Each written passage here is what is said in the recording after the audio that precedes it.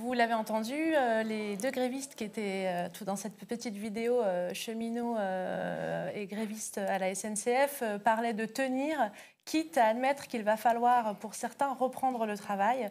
C'est le constat un peu pragmatique qu'ils font. Et ça doit peut-être vous interroger, messieurs les responsables syndicaux. Merci à vous trois d'être présents ce soir. Yves Verrier, secrétaire général de FO, merci d'être venu. Bonjour, bonsoir. Bonjour, bonsoir. Philippe Martinez, secrétaire général de la CGT. Bonsoir. Et François Omril, président confédéral de la CFE-CGC. Bonsoir. Voilà, syndicat des cadres et des agents, agents de maîtrise, agents techniques. C'est bon, j'ai fait la bonne définition. Alors, c'est un plateau 100% masculin. On s'en excuse, mais c'est le syndicalisme français qui est ainsi. On va essayer d'y voir un peu plus clair dans vos stratégies avec François Bonnet, qui est journaliste de Mediapart, et de comprendre vers quoi se dirige ce mouvement, quand même, qu'on peut déjà la qualifier d'hors norme. Non, c'est-à-dire vous avez tous lu ou entendu les déclarations du jour d'Édouard Philippe au sortir d'un séminaire gouvernemental. Donc il dit « la grève n'a que trop duré ». Et il ajoute « c'est une grève sans issue face à la détermination du gouvernement ». Alors c'est un peu l'équation du jour. Il y a demain, jeudi, une nouvelle journée interprofessionnelle de mobilisation. Chacun ressent ou a l'impression que c'est un mouvement qui s'épuise. Et quand je dis épuisé, non pas que par épuisement des grévistes, on est au 42e jour de grève. Donc évidemment, on s'interroge sur comment les gens sur le terrain peuvent tenir un tel conflit. Voilà, grève sans issue. Et qu'en est-il de la mobilisation? Rapidement, si chacun de vous peut répondre à ça. Philippe Martinez. Oui, je connais peu de premiers ministres qui encouragent à faire grève dans l'histoire. Donc, non, c'est-à-dire qu'il réaffirme la détermination du gouvernement. D'autres, ce que je veux dire, c'est que d'autres ont été tout aussi déterminés, si ce n'est plus, et il y a eu une issue. Donc, l'état de la mobilisation, c'est... Moi, je pense qu'il y a évidemment certains, et notamment le gouvernement, essayent de concentrer la notion de grève aux deux entreprises qui sont reconductibles depuis le 5 décembre. Depuis le 5 décembre, c'est-à-dire la RATP et la SNCF. La réalité, elle est différente. Si des grèves reconductibles, il y en a effectivement que dans ces deux entreprises-là depuis le 5 décembre, la mobilisation, elle est beaucoup plus large. Y compris, il y a des camarades qui nous disent « mais c'est bon la RATP, mais quand on habite à Rodez ou à Albi, la RATP, c'est pas la même chose qu'en Île-de-France. » Donc tous les jours, il y a des initiatives très originales. D'ailleurs, ça nous fait réfléchir sur des retraites au flambeau, des manifestations, des distributions au marché. Et puis, depuis quelques jours, d'autres professions se sont engagées. On parle beaucoup, et c'est très bien d'ailleurs depuis aujourd'hui, des dockers qui sont en grève reconductible par période de 3 jours depuis la semaine dernière. Il y a les raffineries. Il y a d'énormes mouvements de grève dans l'énergie. Et puis après, il y a dans des petites boîtes qui n'intéressent malheureusement pas suffisamment de journalistes qui sont en grève 3 fois par semaine ou toutes les 2 heures tous les jours, etc.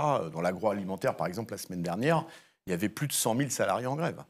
Donc, il y a ceux sur qui on essaie de polariser avec des mauvaises intentions, puisque ce sont les fameux privilégiés des régimes spéciaux. Et puis, il y a la réalité où il y a, sous des formes diverses, moi, je pense, beaucoup de salariés, de citoyens même, d'impliqués dans ce mouvement.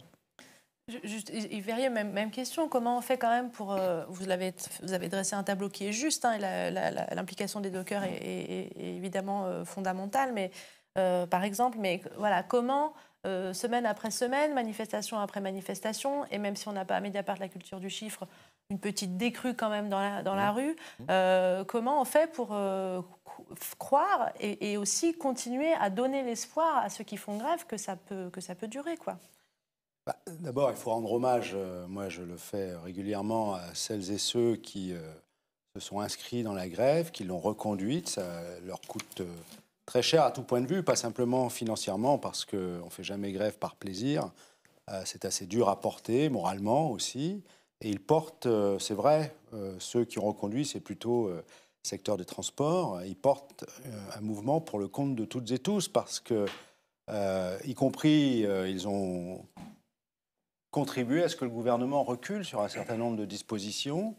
C'est pas satisfaisant, bien évidemment, mais aujourd'hui, il porte vraiment un mouvement pour le compte de toutes et tous. Alors, il y a peut-être un paradoxe aussi, à force de nous dire qu'il est déterminé, le gouvernement, et qu'il n'entend pas bouger, il met dans l'esprit des uns et des autres qu'il faut adapter les formes de la mobilisation au fait que ça peut devoir durer tant le gouvernement semble inflexible de son côté et sourd à ce qui s'exprime, à tort, parce que moi je me félicite qu'aujourd'hui on soit 3 confédérations, dont la Confédération générale des cadres, de l'encadrement. Pourquoi je dis cela? Parce que dans mon organisation, je vais réunir d'ailleurs vendredi matin à nouveau l'ensemble des fédérations, tous les secteurs d'activité estiment parfaitement légitime, juste, de se mobiliser sur ce combat, sur cette volonté de faire en sorte que le gouvernement comprenne que son projet, ça ne va pas, ça ne passe pas, qu'il faut qu'il le mette de côté, qu'il abandonne cette très mauvaise idée. Il y a une unité large. Alors c'est vrai, ensuite, quand vous êtes dans une petite boîte, la difficulté avec votre interlocuteur, l'employeur, n'est pas votre interlocuteur sur la retraite. Et bien évidemment, à la limite, il va peut-être même vous dire, bon, t'as peut-être pas tort, mais qu'est-ce que tu veux? Si vous êtes en grève, la boîte, ça risque d'être un peu compliqué, et moi, j'y peux rien. Dans le secteur public, ce qui change, c'est que le donneur d'ordre sur la retraite, il est aussi l'employeur, donc on s'adresse au même, en quelque sorte. Donc ça explique aussi un positionnement un peu différent. Mais voilà, l'objectif, il est, l'intersyndicale vient de se réunir, de trouver le moyen, par les formes d'action qui sont décidées par les assemblées générales, sur le terrain, d'exprimer qu'on est toutes et tous concernés. Et je vais répondre à la lettre du Premier ministre sur cette idée de conférence du financement. Il redit dans son premier paragraphe son intention ferme de mettre fin aux régimes spéciaux, mais il faut qu'il continue sa phrase. Il met fin au régime général de la sécurité sociale et au régime complémentaire qui garantissent tous les deux aujourd'hui la retraite des 18 millions de salariés actifs, cotisants, et de 13 à 14 millions de pensionnés du secteur privé essentiellement. Et ça, il faut qu'ils le disent, parce que c'est ça la réalité, c'est ça que nous essayons d'expliquer, et je pense qu'il est assez largement compris aujourd'hui. François Omril, toutes les directions confédérales, depuis en tous les cas au moins le début du mois de janvier, appellent justement à ce que le privé rejoigne le mouvement. Qu'est-ce que vous voyez, vous, depuis votre confédération, sur cette jonction entre justement ce que vous venez d'évoquer, c'est-à-dire le fer de lance de la grève, les salariés des transports publics, et puis un monde privé qui semble en retrait? Moi, je vais vous dire, je pense qu'il y a 2 sujets. Par rapport à votre propos introductif, je crois qu'on peut dire que tout est hors norme dans ce conflit. Tout, absolument tout. Le fait que je sois là, oui, avec, c'est ce qu'on allait position, tout à fait, même votre position, non, mais je l'assume tout à fait, on y reviendra probablement. Mais j'allais dire peut-être le premier point le plus saillant en termes de paradoxe, et qu'il faudra analyser dans les écoles dans plusieurs années, c'est le fait que, vous venez de le dire, le gouvernement tient bon. Tient bon pourquoi? Pour tenir contre la mobilisation, contre la majorité de l'opinion, contre la majorité des syndicats représentatifs, une réforme dont il nous dit au début qu'il l'a fait pour le bien de tous. Moi, je ne sais pas, mais qui est prêt à prendre un risque politique comme il le prend actuellement pour imposer à la nation tout entière un projet dont la seule motivation, en tout cas c'est ce qu'il dit au début, est une motivation positive? La vérité, et c'est peut-être là que tout commence, et c'est aussi, je vais vous le dire, la raison pour laquelle la CFE-CGC est ici, dans le mouvement, c'est que le gouvernement nous dit, il ne dit pas les vraies choses, il nous ment dès le début. Et ça, c'est insupportable. En fait, le seul motif de cette réforme, on peut le résumer en une seule phrase, 14%, c'est trop. Il faut que ça converge. 14% du PIB. Excusez-moi, voilà. À force de manipuler les chiffres. Consacrés aux retraites. 14% du PIB, c'est trop. On est passé continuellement des années 50 à aujourd'hui de 6% à 14%. Désormais, il faut que ça s'arrête. Et donc, la retraite à points n'est pas un objectif. Ce n'est pas un objectif social. C'est un moyen. Et en vérité, pour une certaine idée de la technocratie, c'est le seul moyen qui permet de contraindre de façon sûre, en l'annexant au budget de l'État finalement, le volume global des retraites, comme ça, d'année en année, en tendance à converger, j'emploie le terme, parce que c'est ce terme, la convergence européenne, à converger vers la moyenne européenne de l'ordre de 11%. Ce n'est pas un objectif, c'est un moyen. Et donc, le gouvernement ne nous dit pas la vérité. Moi, je suis le président d'une organisation. Si le gouvernement avait dit, comme il a eu l'occasion de le dire à d'autres reprises, d'autres gouvernements, c'est une réforme difficile, courageuse, mais nécessaire. On aurait dit au moins, il met les cartes sur la table. Et maintenant, qu'est-ce qu'on fait, etc. Non. Il ment dès le début. Il dit qu'il faut le faire parce que c'est une réforme sociale. Juste. Et si vous voulez, c'est ça qui est vraiment insupportable. Et à partir de là, se développe une communication que moi j'appelle de la propagande, où finalement, on tord comme ça la réalité des faits. Et je dois vous dire que pour une organisation comme la nôtre, c'est quelque chose qui vraiment élève très très haut le niveau d'opposition. Parce que je crois que chacun d'entre nous est porteur de sa propre rationalité à l'intérieur même de ce qu'il représente, de son organisation, de ses valeurs historiques et tout ça. Mais aller aussi loin dans la perversion des faits, finalement, c'est quelque chose qui met en danger la société tout entière. Et très sincèrement, il nous semble être, et je termine là-dessus, très urgent d'être très clairement, de s'afficher clairement, sur le fond contre le projet, mais il y en a eu d'autres. J'allais dire, c'est pas si grave. Mais sur la forme, sur la façon de manipuler les faits, les chiffres, l'opinion, là, il y a quelque chose qui, de notre point de vue, dans notre analyse, met la démocratie en danger. Et nous impose à nous, organisations syndicales, de venir dans ce front syndical. Alors, je reviens un peu en arrière, au tout début de votre intervention, parce que la surprise, c'est qu'évidemment, c'est effectivement que vous soyez ici, entre Philippe Martinez et Yves Verrier.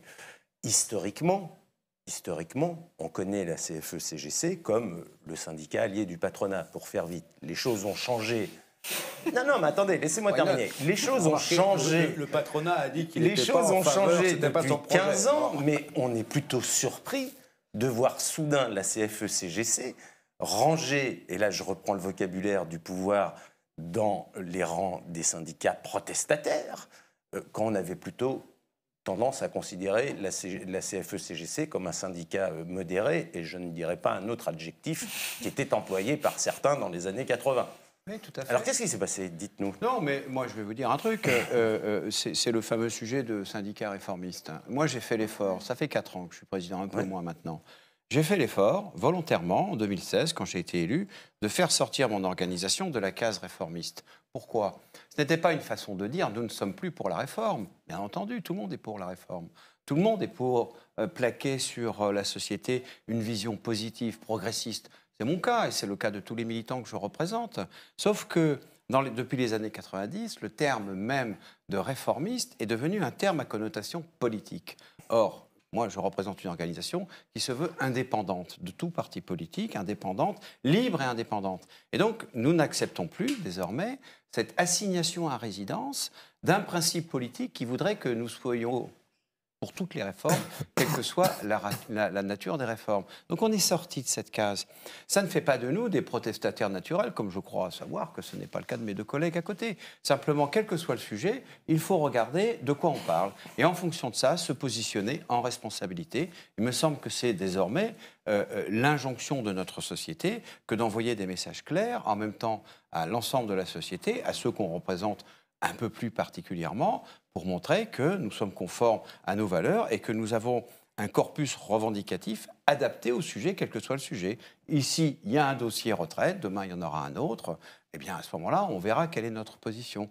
Mais il n'y a pas d'assignation à résidence, de principe, à accepter d'aller dans ce que j'appelle le bagne douillet du renoncement et de l'acceptation des réformes néolibérales, quelle qu'en soit leur nature. Vous voyez qu'on a l'impression de vivre comme un court-circuit, c'est-à-dire une CFDT qui salue un compromis formidable et une CFE-CGC qui est aux côtés de FO et de la CGT. On se dit, attendez, il y a eu un basculement là, j'ai loupé un épisode du film. Écoutez, je ne vais pas prendre beaucoup de paroles. Je vous invite à relire le discours du président Jean-Luc Cazette à son congrès en absolument. 1999, il y a 20 ans. Il y a 20 moi, ans. j'étais jeune militant à l'époque, et croyez-moi, ce discours, je l'ai gardé longtemps près de moi. Il est assez fondateur pour notre organisation. Vous faites un diagnostic, vous faites le même, vous dites la grève elle est populaire, la grève elle a été massive en tout cas, on essaye de remettre les mots à leur place et le sens que cette réforme dans le bon sens, en tout cas de proposer un projet positif sur les retraites, et pourtant force est de constater que vous ne faites pas peur en fait. Même tous les trois réunis, même l'intersyndicale réunie, pesant plus qu'effectivement que la CFDT et l'UNSA, vous ne faites pas peur pour l'instant au gouvernement. Et par ailleurs, je double ma question, non seulement éventuellement vous ne faites pas peur, mais vous êtes un peu sonné aux cloches par la base qui vous dit allez-y plus franchement, pourquoi vous ne prononcez pas les mots de grève générale, pourquoi vous ne nous soutenez pas plus volontairement, on a déjà eu 15 fois ce débat mais je vais leur reposer la question, pourquoi vous ne nous soutenez pas beaucoup plus volontairement sur le plan financier, qu'est-ce qui bloque, qu'est-ce qui vous bloque en haut et en bas? Alors, premièrement, je pense que les attaques que nous subissons, qui ne sont pas sur le fond, mais plutôt avec des qualificatifs que parfois on ne peut pas citer devant un public aussi large, ne montrent pas un signe de force du gouvernement. Il y a quand même, vous savez, quand un député nous traite de terroristes le jour anniversaire de l'assassinat à Charlie, moi j'accepte toutes les contradictions, mais pas celle-là. Et je pense que de déplacer le débat sur ces propos-là, ce n'est pas un signe de force, même s'ils peuvent paraître droits dans leurs bottes, pour prendre une expression célèbre. Donc ça, c'est la première chose. La deuxième chose, c'est on est quand même face à un gouvernement qui, je vois le courrier sur la table, qui nous dit cette réforme est juste et simple. Or, j'ai vu le sondage Harris, 68% des Français ne comprennent rien à quelque chose de simple. Et même les ministres, enfin moi je les ai testés plusieurs fois, celui qui est en charge du dossier, quand on lui pose une simple question, qu'est-ce que c'est qu'une carrière complète? Il ne sait pas répondre. Alors pour quelque chose de simple, c'est quand même compliqué de comprendre que c'est simple. Vous voyez, donc il y a une posture du gouvernement et évidemment d'un certain nombre de députés qu'on envoie toujours au front, c'est le cas de le dire. Après, par rapport à la question que vous soulevez, c'est moi je dois dire que j'ai rarement vu, j'en ai connu quelques-unes des grèves, même si je ne suis pas un professionnel de la grève comme je peux l'entendre, je n'ai jamais vu une telle motivation, même si évidemment il y a la SNCF et la RATP qui sont eux en plein dedans depuis très longtemps. Mais il y a une détermination énorme, même dans des petites boîtes, hein, même dans des boîtes du privé. Je vous ai cité quelques exemples, mais j'en ai plein. Vous voyez, il y a eu un débat sur Trèves, d'ailleurs ça râlait parfois à la base, plus souvent à l'UNSA d'ailleurs, qui reprochait à la CGT, à FO et à la CGC d'avoir appelé que le 9 janvier, se faire engueuler par des militants de l'UNSA de vouloir faire une trêve qui n'a pas eu lieu d'ailleurs, et pas le reprocher à son secrétaire confédéral. J'ai eu l'occasion d'en discuter avec quelques grévistes de l'UNSA. Mais quand on est aussi engagé, et au bout de plus de 40 jours, il y a plein de choses qui pèsent. Hein. Ce qu'a dit Yves est vrai. Il y a les sous, mais il y a aussi à la maison, qu'est-ce que tu fais, à quoi ça sert, les gosses qui ne vous voient plus, etc. C'est ça aussi une grève. Hein. Ce n'est pas que la caricature qu'on peut avoir. Et ben moi, je vous dis, il y a une grande détermination. Après, il y a des incompréhensions, parce que la réalité, enfin, le monde du travail, il a changé. Moi, je vois dans ma propre entreprise, quand il y a 60% d'intérimaires sur les chaînes de chez Renault, Oui, Jean-Marie Pernaut le disait tout à l'heure. L'image de la forteresse ouvrière à laquelle j'ai été bercé quand j'étais embauché chez Renault, elle n'est pas tout à fait la même. Mais ça, pour vous, ça doit vous interroger. Ça vous interroge depuis longtemps et vous n'avez toujours pas la réponse sur comment attraper ces... Ce qu'il faut, c'est expliquer à ceux qui, pour l'instant, sont dans une entreprise assez cohérente en termes de statut, etc., que leur monde du travail à eux, il n'est pas tout à fait le même dans l'entreprise d'à côté. Et c'est pour ça que l'interprofessionnel est important, parce que on discute et on se rend compte que les réalités des uns ne sont pas forcément les réalités des autres. Mais en même temps, on en fait beaucoup sur la base. J'ai fait quelques piquets de grève. Ils sont plutôt contents de nous voir venir les saluer, même s'il y a des gens qui nous disent « Mais il est où le bouton de la grève générale ?» Et je dis « Tu viens dans mon bureau, et si tu le trouves, je serais ravi. » Mais comme vous avez eu des historiens avant, je connais un peu Jean-Marie Pernaut, il n'y a jamais eu de secrétaire général de la CGT, qui est la plus ancienne confédération ici, même si on est cousins, Yves, même si on est cousins, qui a un jour appelé à la grève générale. On a toujours appelé à la généralisation des grèves, parce que c'est entreprise par entreprise. Et donc ça, il faut l'expliquer. Mais le niveau évidemment d'exigence, quand on a dépassé les 40 jours de grève, il est un peu plus... et moi, je pense que c'est justement en échangeant, en confrontant les réalités.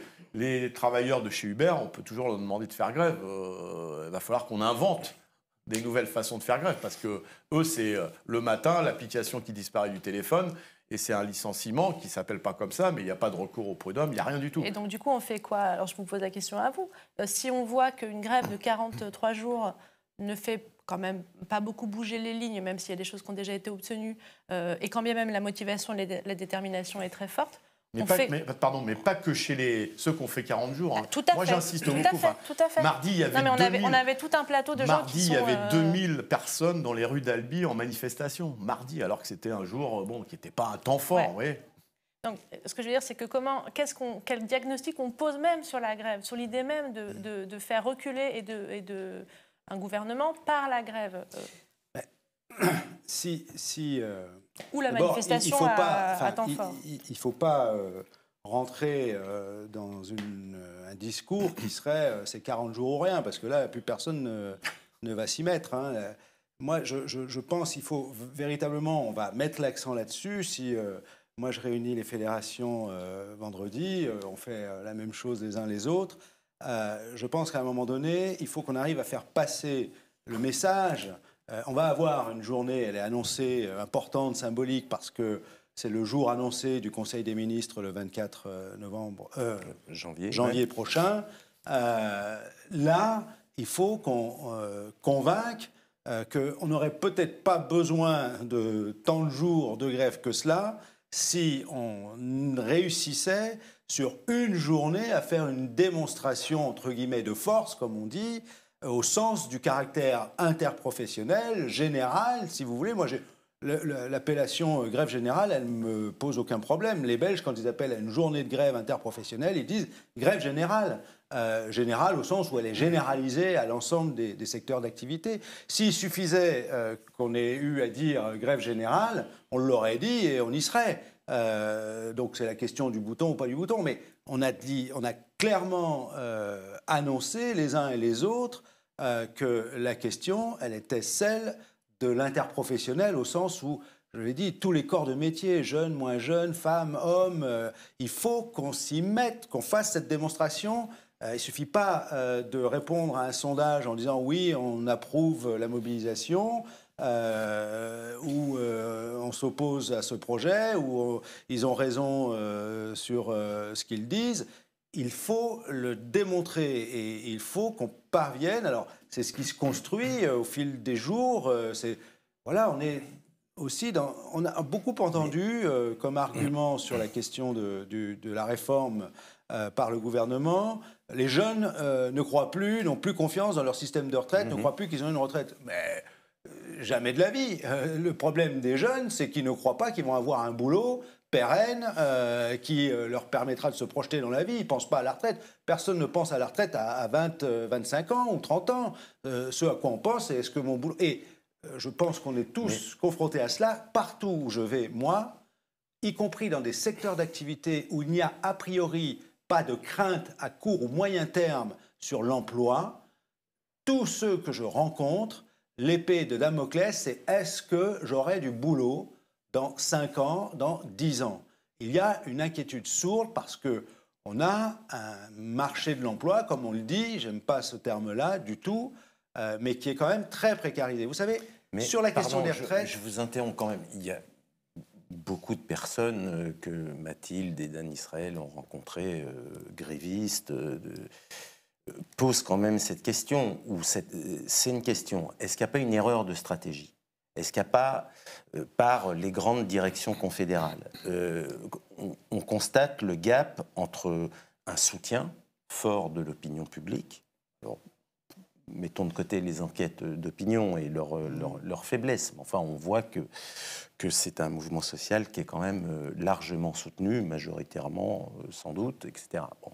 Donc ce décalage entre un soutien quand même très large de la population et des modes d'action qui restent très classiques, qu'est-ce qui a été loupé? Est-ce que d'autres choses pourraient être faites pour élargir ce mouvement? On a vu la journée de samedi, qui aurait pu être un très grand moment de mobilisation et qui finalement ne l'a pas tellement été. Quand on regarde en tous les cas la manifestation à Paris, dans certaines villes, dans les régions c'était différent, mais en tous les cas à Paris c'était pas, sans doute pas le succès escompté. Qu'est-ce que peut-être vous loupez actuellement en termes de stratégie et de mode d'action? Est-ce que vous vous interrogez là-dessus? Est-ce que, je ne sais pas, François? Oui, on s'interroge, on expérimente au jour le jour en ce moment. Vous savez, il n'y a pas, Philippe disait, il n'y a pas le bouton, il n'y a pas la recette magique, sinon il y a longtemps qu'on l'aurait utilisée et mise en œuvre. Il y a des circonstances qui ne sont plus les mêmes qu'auparavant. On vient de parler de ce qu'est le salariat aujourd'hui. Mais il y a déjà plusieurs mouvements comme ça. Non, mais il faudrait qu'on arrive à la loi travail, la loi El Khomri, pareil, où il y a eu de très longues et très grandes manifestations. Mais à l'époque, il y a eu une pétition qui a recueilli plus d'1 million de signatures. On avait dit, tiens, c'est les nouvelles formes de mobilisation. Et on a été aussi confrontés. Enfin, l'idée de grève par procuration, elle ne date pas de cette année. Non, on en parlait en 95 déjà. Donc, vous voyez, il faut qu'on réfléchisse. Mais c'est surtout... Je pense qu'il y a besoin évidemment qu'on fasse des efforts pour mieux prendre en compte la diversité du monde du travail, y compris sur les formes d'action. C'est pour ça qu'on a essayé de faire en semaine. Et puis ceux qui n'ont pas, parce qu'ils n'ont pas envie de faire grève, mais parce qu'ils ne peuvent pas, parce que sinon ils sont licenciés. Un précaire ou un intérimaire, s'il fait grève, il n'a plus de boulot. Parfois même pendant des mois. De faire le samedi. D'ailleurs, le public le samedi n'est pas tout à fait le même que le public de la semaine. Donc il faut qu'on réfléchisse. Et puis il faut qu'on demande aussi l'avis aux salariés. Comment vous voyez, vous, votre implication? Mais vous les croisez comme moi, quand il y en a qui sont à 40 jours de grève, si vous leur dites à côté, ils ont signé une pétition, ils vont dire, attendez, ils se moquent de moi. Donc non, mais voilà. Ouais. Or, je vais laisser parler, bien que nous, on syndique des cadres aussi, signer une pétition pour un cadre, c'est déjà risquer sa peau dans quelques endroits, n'est-ce pas, monsieur le président de la CGC? C'est pas faux. Merci. Qu'est-ce que vous avez à dire là-dessus, François Omril? Je pense que c'est peut-être une des questions les plus sensibles de notre démocratie aujourd'hui. La démocratie, moi, j'ai dit souvent dans beaucoup d'endroits que la démocratie ne s'est pas arrêtée au soir du 2e tour de l'élection présidentielle. Et pourtant, c'est un peu l'impression qu'on a. Parce que le principe même de notre pays, de notre démocratie, c'est que c'est une démocratie sociale, que donc le pouvoir politique qui est issu des urnes doit, pour toutes les réformes qu'il a l'intention de porter, qu'il a prévu de porter, interagir en permanence avec le corps social. Alors, le corps social, il est représenté par les partenaires sociaux. Nous avons notre représentativité, elle est inscrite dans la loi, et toutes les lois qui sont censées être portées devant le Parlement, et qui touchent à la société dans son fonctionnement productif, doivent passer par une interaction avec les partenaires sociaux. Nous vivons dans un moment démocratique, en France en particulier, mais d'une manière générale dans les pays développés, où cette démocratie sociale, en fait, elle est mise à distance par le pouvoir politique, qui veut pouvoir développer son agenda sans avoir à interagir avec les représentants de cette démocratie-là de façon démocratique et organisée. La loi en France, on la connaît, la loi L1, la loi Malarcher, impose un certain nombre de normes qui, en vérité, n'ont pas été respectées. Et donc, quand on ne respecte pas les codes et les règles du jeu, eh bien, j'allais dire, les gens sur le terrain, ils s'énervent un peu. C'est logique. Et on vit dans ce moment-là, effectivement, où on se dit, nous ne sommes pas respectés en tant que partenaires. Je mets de côté, effectivement, le peu de considération que nous fait le patronat aujourd'hui sur la négociation nationale interprofessionnelle. Mettons que ce soit conjoncturel, on ne va pas les convoquer ici dans ce débat. Même eux ne voulaient pas la réforme, donc pour une fois, on ne va pas les accabler. Mais on ne respecte pas les règles écrites. on ne respecte pas la mobilisation visible du mécontentement. C'est vrai, vous l'avez cité depuis la loi El Khomri, même si on était peu, nous, à la CFE-CGC, partie prenante dans le mouvement de mobilisation. Par contre, on a dit dès le début, dès février 2016, ce qu'on pensait de pas très bien de cette loi-là. Donc, finalement, tout ça fait que les gens sont enfermés dans la boîte, ne voient pas de perspective de sortie. Leurs représentants, c'est-à-dire nous-mêmes, sont obligés d'avouer qu'ils n'ont pas beaucoup de capacité à interagir. Et donc, ça crée un contexte, effectivement, qui est assez dangereux. Et, pour finir, à l'évidence, et on y est tous confrontés depuis pas mal d'années, il faut trouver d'autres modalités. Il faut développer une créativité en terrain hostile, quand même. C'est pas si évident que ça. Peut-être qu'un jour, je ne sais pas, moi je lance ça et je termine là-dessus. Vous voyez, par exemple, sur les ordonnances travail, tous ensemble, et nous comme les autres, on a dénoncé une évolution du Code du travail particulièrement régressif vis-à-vis des droits syndicaux et de l'organisation de la représentation syndicale en entreprise. Et à l'époque, moi, j'avais proposé cette idée, elle est un peu farfelue, mais finalement, on aurait pu dire, puisqu'on veut nous amoindrir nos moyens syndicaux, on peut peut-être faire l'expérimentation pendant quelques mois, peut-être quelques semaines, de ne plus participer à aucune instance de régulation dans l'entreprise, pour voir un petit peu ce que ça donne. Voilà, quand la direction devra se confronter directement avec les personnes de son entreprise. Alors, à l'évidence, personne ne veut ça, parce qu'en quelques jours, ça devient vite insupportable, justement. La démocratie organisée dans l'entreprise, elle impose la nécessité d'avoir des représentants reconnus qui se respectent et qui, justement, font évoluer les normes, agissent comme des capteurs. Peut-être qu'il faudra en arriver dans notre société sur un principe où, tout d'un coup, le pouvoir politique sera confronté à l'entièreté de sa population, sans aucune interaction intermédiaire avec les représentants qui sont là, justement, pour ça. Je voudrais juste qu'on écoute quand même ceux qui jouent encore le jeu et qui croient encore à cette capacité de médiation. C'est Laurent Escure, donc de l'UNSA, juste après avoir obtenu le retrait provisoire de l'âge pivot par le Premier ministre. Il y a des syndicats qui se sont enfermés dans une stratégie depuis 6 mois d'un bras de fer total avec le gouvernement pour obtenir une victoire par chaos avec le fameux retrait. La CGT et Force ouvrière ont quand même amené un certain nombre de salariés dans le mur ces dernières semaines avec cette stratégie qui est aujourd'hui une impasse. Et les salariés se rendent bien compte que dans les autres secteurs d'activité, ce qu'on leur avait promis à la CGT ou avec Mélenchon d'un embrasement social n'arrive pas. Et finalement, ils se rendent compte aujourd'hui que pour certains, ils ont fait un peu grève pour rien. On choisit cet extrait parce que c'est aussi... on a fait le compte, d'une certaine manière, des batailles perdues de la CFDT à Mediapart dans un papier de Manuel Giardino. Mais les syndicats réformistes, dits réformistes, nous renvoient la question en nous disant « mais qu'ont obtenu ces dernières années les syndicats dits contestataires en demandant systématiquement le retrait des réformes, puisque les réformes reviennent 2 ans après, 3 ans après, 10 ans après. Donc effectivement, est-ce que vous n'allez pas dans le mur et encore une fois, est-ce que votre stratégie est meilleure? Pourquoi votre stratégie est meilleure? Déjà, moi, j'aime pas polémiquer. Normalement, les syndicalistes devraient être unis. Mais quand j'entends ce propos... Moi, j'ai évoqué l'UNSA ferroviaire et l'UNSA RATP. Je trouve que l'humilité ne fait de mal à personne et des fois, il faut mieux essayer d'analyser les problèmes chez soi que d'aller... et quand même, c'est quand même un refrain qu'on entend. Enfin, les contestataires vont dans le mur. Enfin, je veux dire, Édouard Philippe pourrait dire la même chose. Donc là aussi, il faut... Il le dit. Il le dit, bon. Et Verrier qui l'a dit, c'est pas moi. Non, Édouard Philippe.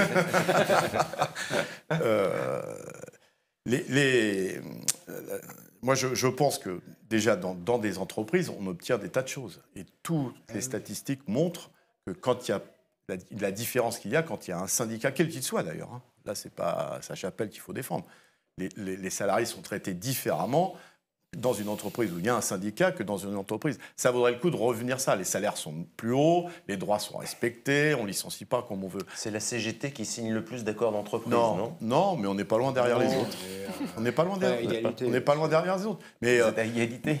Mais vous savez, moi, il n'y a aucune honte à signer un accord salarial qui prévoit 3, 4, 5% d'augmentation. Ça dépend du contenu de l'accord. Et puis aussi des mobilisations qu'il y a dans dans les boîtes. Or, dans les boîtes, il y en a beaucoup. Enfin, on polarise beaucoup sur les luttes qui défendent une entreprise. Vous voyez, on préfère parler, pas d'exemple en tête, mais GMS ou voilà, les bonbonnes de gaz. Alors, pas chez vous, mais enfin, vous connaissez quelques chaînes d'infos continues qui, dès que c'est un peu dramatique, on scénarise tout ça et on préfère voir des salariés pleurer parce qu'ils perdent leur boulot que de pleurer de joie parce qu'ils viennent d'arracher des augmentations. Ça aussi, c'est... Donc oui, on signe beaucoup d'accords, mais c'est souvent le fruit d'une mobilisation. Moi, je connais des entreprises où il suffit d'écrire un tract. Si vous ne cédez pas, demain, on est en grève. Les négociations vont tout de suite plus vite. Donc, par contre, les enjeux ne sont pas les mêmes à l'échelle de l'entreprise qu'à l'échelle du pays. Évidemment, parce que là, c'est une certaine idée de la société. Et je crois que le débat sur les retraites, c'est ça. C'est quelle conception d'une société on a. Et là, il y a la pression plus large des politiques à l'échelle d'un pays et européen, et puis à l'échelle aussi du patronat. Donc, effectivement, on est sur le reculoir. En tout cas, au mieux, on empêche les mauvais coups. Et puis, effectivement, on est... mais on a aussi en face de nous des gens qui n'ont aucune conscience de la réalité du travail, aucune connaissance. Enfin, je connais quelques secrétaires d'État dans le gouvernement. Il faudra leur faire une interro écrite sur à quoi sert un syndicat, qu'est-ce qui se passe. Enfin, on aurait des mauvaises notes, je vous assure. Hein. Et là aussi, ils vivent dans leur bulle, et donc on n'a pas d'interlocuteurs qui comprennent les problématiques. Ça aussi, ça pèse. Je voudrais juste revenir un petit peu en arrière, parce que sur l'idée des professionnels de la grève, je trouve que ce matin, j'ai croisé un journaliste américain qui me disait en France, il y a des grèves partout. Et je lui ai juste rappelé que chez General Motors, à l'automne, ils venaient de battre le record historique de jours de grève. Ils ont fait presque 2 mois de grève pour des augmentations de salaire. Donc la grève n'est pas une ils ont gagné pas ce qu'ils demandaient, parce que même quand on fait grève, l'important c'est que les salariés disent à un moment, voilà, ce qu'on a obtenu, c'est bon, ça suffit. Même si on n'a pas obtenu ce qui avait été écrit sur le tract, ce qu'on a obtenu, c'est parce qu'on s'est mobilisé. Et donc, vous voyez qu'aux États-Unis aussi, ça dépend des États, mais la grève, ça fait partie de la vie. François Amré, vous voulez réagir ? Oui, il y a des modèles de représentation syndicale qui sont très très différents. Quand on étudie ça, d'ailleurs, c'est passionnant. Moi, je viens d'un grand groupe industriel qui a été nord-américain pendant un certain temps. Là aussi, je peux étaler des scores. 6 mois de grève à l'usine du Lac-Saint-Jean, 14 mois de grève à l'usine de Ravenswood dans le Vernon, etc. Ils sont très forts. Vous étiez à Aluminium Expéchiné. Voilà, c'est ça.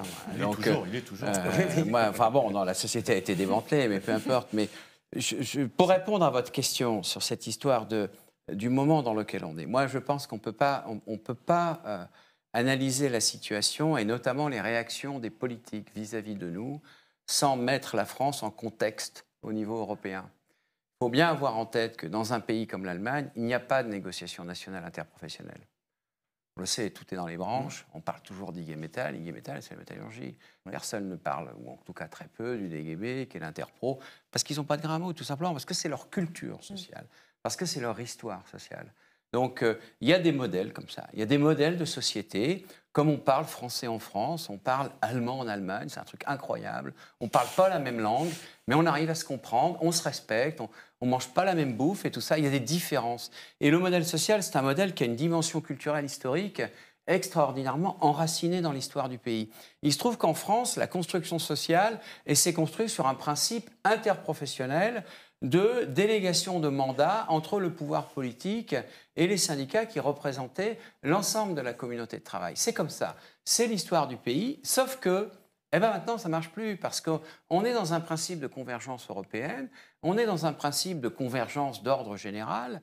On ne va évidemment pas nous demander d'adopter le modèle américain où, quand une usine est syndiquée, la cotisation est payée par le patron. Et croyez-moi, ce n'est pas 150 € par mois, c'est beaucoup plus. Non. Je réduis mon analyse sur la partie européenne. Eh bien, très clairement, pour le pouvoir politique aujourd'hui, parce qu'il a été instruit comme ça, parce qu'il a été élevé comme ça dans les écoles qu'il a fréquentées, eh bien, l'organisation syndicale en tant que partenaire social pour contribuer à construire la norme, à la faire évoluer, eh bien, c'est désormais hors sujet. Il faut faire comme les autres, on renvoie les syndicats dans les entreprises, et puis pour le reste, on s'en occupe. On gère tout comme des budgets, le budget de l'hôpital, le budget des retraites, le budget des autoroutes, etc. Et puis on fait comme les autres. Voilà, on vit dans un pays où la seule ambition politique, c'est de faire comme les autres. Alors, on a publié un article là, de notre collègue Romaric Godin titré « Le moment Thatcher ». Et ça a été, c'est vrai que c'est venu dans le débat, dans le débat public. Est-ce que vous pensez qu'on est dans ce moment-là, c'est-à-dire le moment Thatcher, c'est Thatcher qui décide, c'est un vrai choix politique, de casser sauvagement la grève des mineurs, et en cassant ce bastion du syndicalisme britannique, elle sait qu'elle va pouvoir dérouler son programme ultralibéral. Donc de faire un effet de démonstratif, performatif, on pourrait dire extrêmement puissant, en assumant un conflit d'une violence et d'une durée extrême. Est-ce que vous pensez qu'on est dans ce moment d'un pouvoir qui se dit peu importe, j'irai jusqu'au bout parce que je veux casser, j'allais dire, les derniers grands bastions syndicaux dans ce pays. Je veux casser, ce que vous dites, un certain type de démocratie sociale que j'estime épuisé et par trop gênant, et derrière dérouler mon agenda. Moi, ce qu'on vient d'entendre et ce que vous venez de dire, et moi je rejoins ce qui vient d'être dit aussi, c'est révélateur soit d'une méconnaissance de ce qu'est l'action syndicale, la négociation collective, soit d'une volonté délibérée, en tout cas, de s'en défaire. Méconnaissance parce que le Premier ministre lui-même rappelait, il n'y a quand même pas très longtemps que cela, sur les retraites, c'est son discours de politique générale devant le Parlement au mois de juin dernier. Nous avons en France 42 régimes qui assurent globalement un bon niveau de retraite. J'ai appris par cœur ce morceau de discours. Et il ajoute, nous sommes un des rares pays où le pouvoir d'achat des retraités est légèrement supérieur à celui du reste de la population. Alors, vous avez peut-être ici, et c'est peut-être une lecture qui peut être faite, les trois organisations syndicales, peut-être de ce que d'aucuns appellent le vieux monde. Nous étions là lorsqu'on a mis en place, en 1945, le Conseil national de la résistance, le système de protection sociale. Et nous l'avons construit, nous l'avons négocié, nous l'avons fait évoluer, et il aboutit à ce résultat qu'indique le Premier ministre lui-même. Il a ajouté même plus récemment encore qu'il nous est envié ailleurs en Europe ou à l'étranger. Bien. Il a changé d'avis alors. Ah, oui, mais alors il faut y ajouter la question que vous posez. D'abord, ce système de protection sociale, il fonctionne. C'est ce que on nous dit, on va vers un système universel, mais on a aujourd'hui un droit universel à la retraite. Nous n'avons jamais dit que tout était parfait, mais en tout cas, aujourd'hui, tous les salariés ont un droit à la retraite contributif, appuyé sur leur contribution tout au long de leur carrière, dans un cadre de répartition avec des retraites complémentaires. On a signé un accord au mois d'avril dernier dans les retraites complémentaires. Tout le monde ne l'a pas signé ici, mais bon, qui garantit une trajectoire financière à l'équilibre des retraites complémentaires sur les 15 années qui viennent, la GIR-Carco, c'est quand même 18 millions de cotisants, 14 millions de retraités pensionnés qui perçoivent une retraite complémentaire et qui garantit le pouvoir d'achat des retraites complémentaires sur l'inflation pour les 4 années à venir. Alors, on peut estimer qu'on aurait peut-être pu faire mieux, etc. OK, ça c'est un débat. Mais toujours est-il que, voilà, nous dire cela, les combats systématiquement perdus, bah, ça, c'est pas du combat perdu quand même, il me semble. Si on prend la CFDT aujourd'hui qui accompagne le projet de régime universel, nous étions tous, là pour le coup, les 5, sur l'assurance chômage, on est tous sortis en dénonçant avec virulence, j'ai entendu des propos même très très virulents qui venaient pas forcément des plus protestataires ou contestataires, ça n'a été un combat gagné par personne en l'occurrence, dans le même contexte que celui qu'on est en train d'essayer de nous mettre en place avec ce cadrage imposé. Bien. Alors il y a sans doute une volonté délibérée ou une considération, il faut reprendre le bouquin de la campagne présidentielle de Emmanuel Macron, Révolution, où il dit très clairement que l'État ne peut pas éternellement attendre un compromis, 3 petits points, qui ne vient jamais. Donc je pense qu'il a fait sa religion le rôle du dialogue social. Et ce qui me frappe dans cette lettre, je l'ai dit à plusieurs reprises, quand on nous dit du Premier ministre envoyé samedi dernier sur la conférence sociale, où il nous dit les mesures destinées à rétablir l'équilibre ne devront entraîner pas de hausse du coût du travail, mais c'est nier l'essence même de ce qu'est la négociation collective. Une organisation syndicale, elle représente les salariés en tant que ce qu'ils échangent leur travail contre une rémunération. Et qu'est-ce qu'on négocie? Eh bien, la valeur de ce travail, donc le coût du travail. Et en général, une organisation syndicale, tu le rappelais sur les questions de salaire, ce qu'on essaye d'obtenir, c'est une hausse du coût du travail dans l'intérêt d'améliorer la rémunération du travail des salariés. Mais si on nous dit cela, quel syndicat peut s'inscrire là-dedans, accepter qu'on ne négocie plus le coût du travail? Alors Philippe il y a un vrai problème sur la conception vous aviez dit ce matin que vous n'avez pas encore décidé si vous allez participer ou non à cette conférence. Ouais. Et alors Non. Mais moi, je ne vais pas les laisser faire, les autres, tout seuls. Hein. Alors là... Mais nous, chez nous, ça se décide démocratiquement. On a répondu au courrier du Premier ministre hier, je crois, ce matin. Peut-être qu'il va nous répondre. Et on pose un certain nombre de questions. Mais pour l'instant, on n'a pas pris de décision, on en discute. Mais je confirme ce qui vient d'être dit. C'est exactement la situation de l'assurance chômage. Ouais. En gros, on a le droit de discuter de tout, sauf de ça, sauf de ça, sauf de ça. En termes de négociation, le cadre est très serré quand même. Et d'ailleurs, je vais dire là-dessus, mais le MEDEF a dit une seule phrase. Nous nous félicitons que le coût du travail n'augmente pas. Je crois que ça résume bien. Tu es dans ce rôle, normal. Oui, mais c'est bien de leur dire. Pour un gouvernement qui doit rassembler tous les Français, il n'a pas rassemblé très large sur ce coup-là. Il est dans son rôle. Jusqu'à maintenant, le patronat acceptait de négocier et d'atteindre des compromis. Ça se passe dans les entreprises. Pourquoi? Parce que dans une entreprise, ce que tu disais tout à l'heure, dans une entreprise, s'il n'y a pas de négociation et de compromis, au bout d'un moment, le fonctionnement de l'entreprise risque d'être très nettement perturbé. Bien. Donc les patrons dans notre pays ont, et pas que dans notre pays, hein, ailleurs en Europe notamment, ont accepté d'entrer. Il a fallu les forcer parfois, hein, l'histoire sociale du pays. Là aussi, il y a quand même... je ne vais pas tout décrire parce qu'il y a des telles surprises dans ce courrier que... Bon. Mais le patronat acceptait le compromis. Il le dit lui-même. Nous n'étions pas demandeurs de cette réforme. Maintenant, c'était dans le programme du président de la République, donc on est des républicains. Bien. Cela étant, on a, par exemple, l'objectif... et il y a un accord du patronat d'ouvrir une négociation sur la santé au travail. Là, il va y avoir un enjeu majeur, et c'est pour ça que moi, je ne vais pas laisser les choses faire sans aller pointer mon nez, et moi, personne ne m'enfermera dans quelque cadre que ce soit.